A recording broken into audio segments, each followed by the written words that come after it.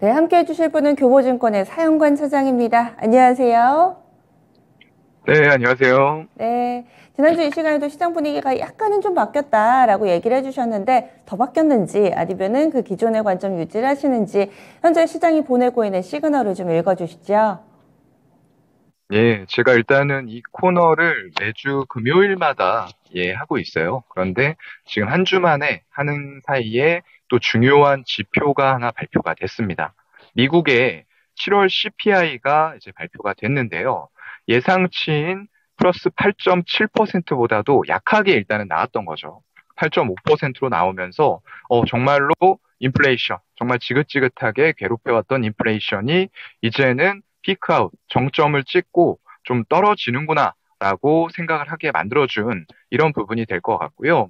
이게 시장의 예상치를 하회하기도 했지만 전년 동기 대비해서도 굉장히 좀 큰 폭으로 하회되는 모습이 나타나면서 전월에는 사실상 9.1% 나오면서 굉장히 예상치보다도 높이 나오면서 이거 정말로 고용은 견조한데 이런 상황에서 인플레이션이 피크아웃하지 못하면 정말로 심각한 경제 위기가 올 수 있다라는 불안감들이 많이 있었어요.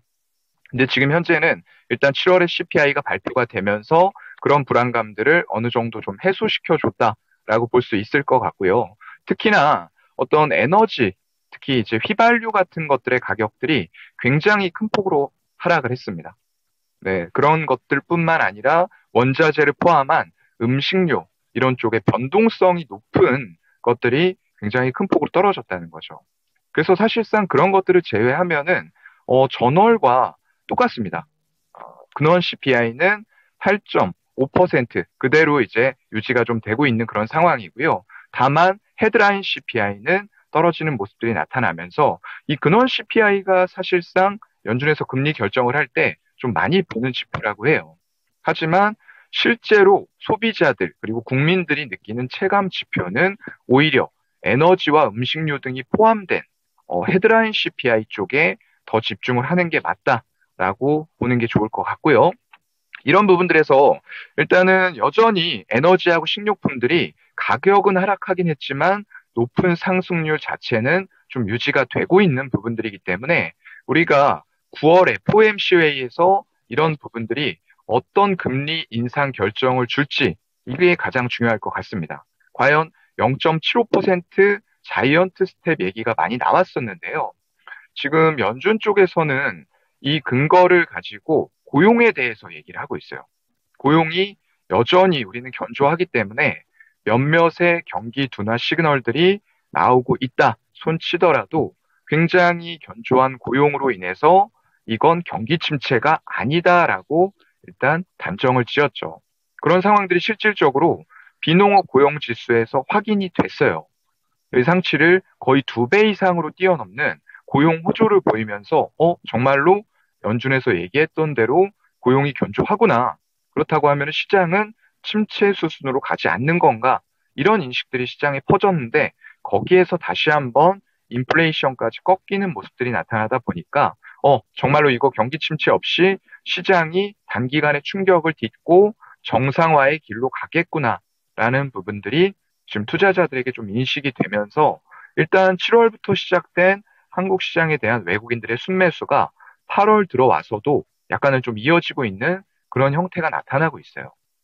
비록 전기, 전자나 이런 단에 대해서는 뭐 약간의 매도세가 나오고 있지만 이런 것들이 지수에 크게 영향을 주지 않는 이유는 전기, 전자를 매도하는 가운데에서도 다른 업종들에 대한 매수가 활발하게 이어지면서 한국 시장 전체에 대해서는 외국인들이 매수하는 기조들을 좀 이어나가고 있다. 이런 부분들이 될 것 같고요. 하지만 연준 내부에서는 여전히 인플레이션이 피크아웃하는 모습들을 보여주고 있음에도 불구하고 아직까지도 절대적인 인플레이션 수준이 높다라는 얘기들이 또 나오고 있죠. 그래서 이런 부분에 있어서 매파 그리고 약간은 비둘기파적으로 돌아서려는 모습들이 서로 부딪히면서 상충되는 모습들 나올 텐데요. 결국 우리는 8월에 미국 CPI를 한 번 더 확인해야 될 필요가 있을 것 같아요.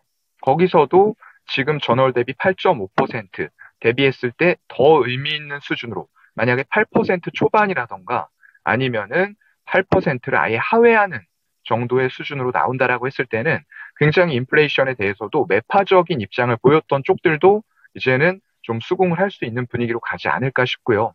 그게 이제 9월에 FOMC 금리 결정 이전에 나오기 때문에 이런 부분들, 한 번 더 남은 물가 지표에 대한 부분들이 결국에는 미국의 금리를 결정하는 결정적인 요인들이 되지 않을까 이렇게 좀 보고 있습니다.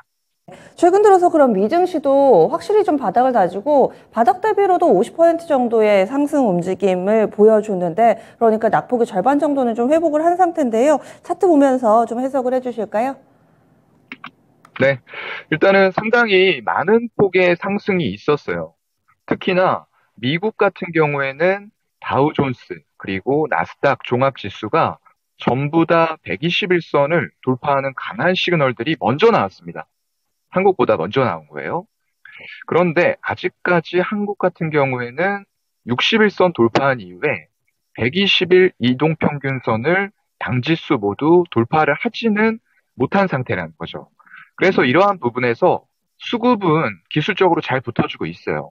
그래서 이러한 부분들 수급이 계속 붙어줬을 때 미국 시장에 어떤 다우존스 그리고 기술주들이 많이 포진해 있는 나스닥처럼 코스피와 코스닥도 이 지점을 강하게 돌파한다라고 했을 때는 굉장히 위험 자산에 대한 선호 현상들이 다시 한번 일어나면서 본격적으로 이 주식 시장에도 자금들이 들어오는 시그널이 되지 않을까라고 좀 보고 있습니다.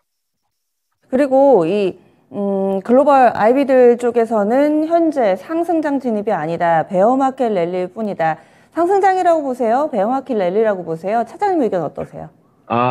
글쎄요. 일단 베어마켓 랠리라고 보는 시각들이 좀 나온다라는 부분들을 저도 봤는데요. 이거는 좀 아니지 않을까 싶어요. 네. 지금 수급적인 부분들이 없는 상태에서 단순히 기술적인 반등만 나온다. 그리고 인플레이션 피크 아웃이라던가 뭐 고용 지표가 만약에 예상한 것보다 안 나왔다라고 했을 때에는 연준도 이 경기 침체를 인정할 수밖에 없는 분위기로 갔을 거예요. 그렇다고 하면은 미리 7월 FOMC에서 얘기를 했던 대로, 이거 고용 지표까지 안 좋았으니까 우리 금리를 급격하게 내리겠습니다. 라는 반응을 보일 수도 있었다는 거죠. 그렇게 됐으면은 시장이 일시적인 충격을 추가로 받은 이후에 V자의 급격한 반등이 나올 수도 있는 그런 조건이었어요. 근데 일단은 그건 고용 지표의 호조로 배제가 된 상황이다라고 보는 게 맞을 것 같고요. 그렇다고 하면은 경기 침체가 아닌 정상화 쪽으로 가는 와중에 이런 인플레이션까지 떨어지고 있다라고 했을 때는 제가 볼 때는 시장은 일단은 완만한 상승을 이어나갈 수 있는 조건들이 만들어지고 있다라는 부분들이 될 것 같고요. 여기에서 이제 가장 중요한 것은 외국인 그리고 일부 기관 투자자들이 지금 시장에 대해서 어떻게 해석을 하고 있냐는 거예요. 이게 베어마켓 랠리일 거다라고 하면은 7월부터 들어왔던 단기적인 수급들이 빠지는 모습들, 이런 것들이 본격적으로 나와야지만 이게 베어마켓 랠리다라고 보는 게 맞을 것 같고요. 하지만 어제까지 나온 수급 상황들을 봤을 때는 이게 단순히 베어마켓 랠리라고는 볼 수 없을 것 같아요. 아까도 말씀드렸지만 미국 시장 자체가 어떤 121선의 저항을 받고 맞고 떨어진 게 아니에요. 강하게 돌파를 하는 모습들 나타났고요.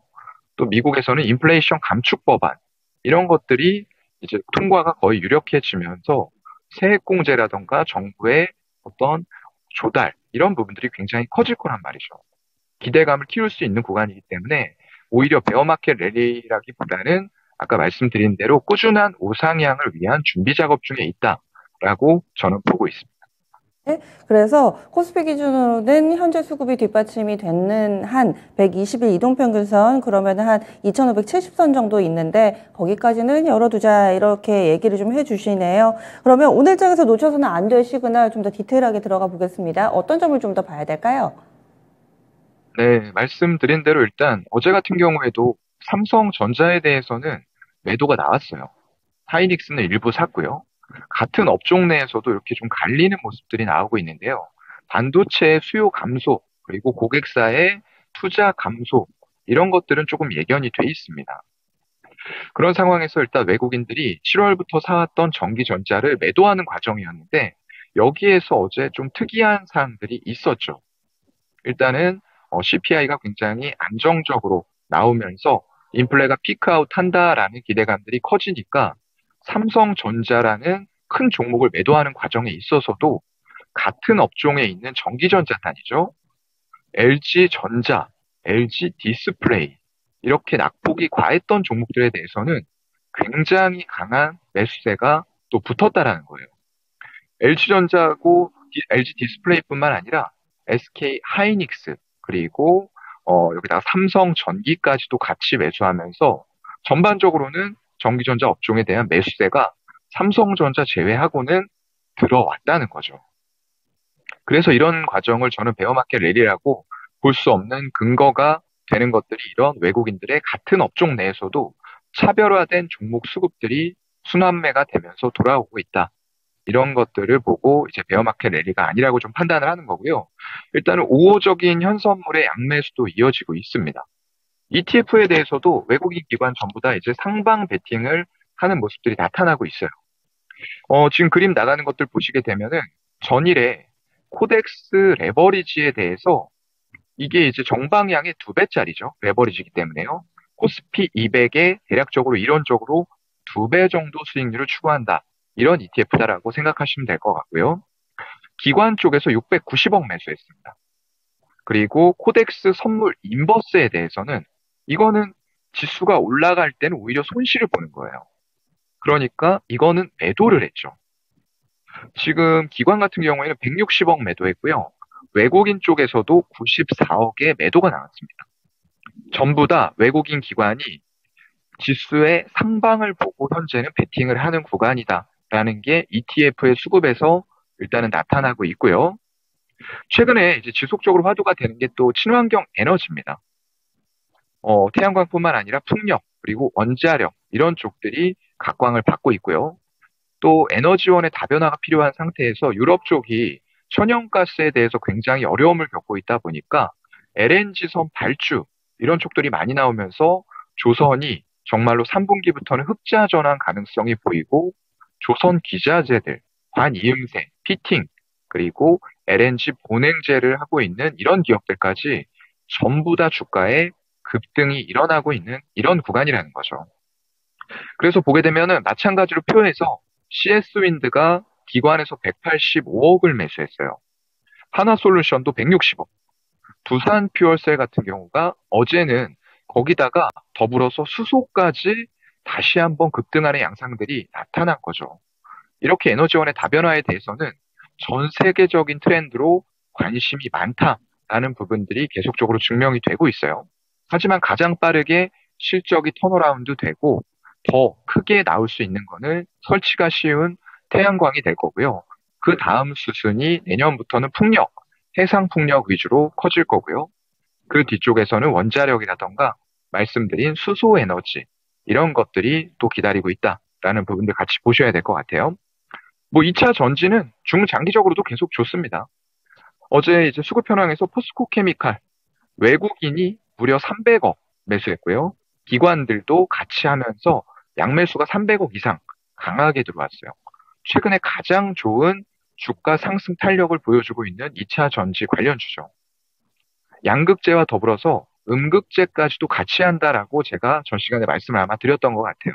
그만큼 프리미엄을 받고 수익률을 엄청나게 내주고 있는 종목이다라고 보시면 될 것 같고요.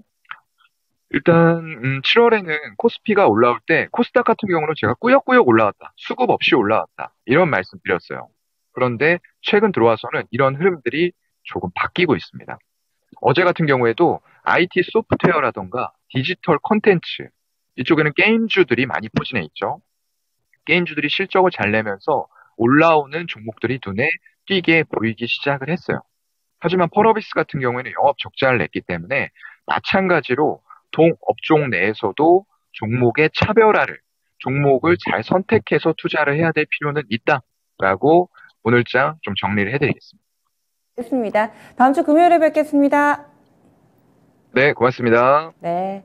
교보증권의 사연관 차장과 마켓 시그널을 살펴봤습니다.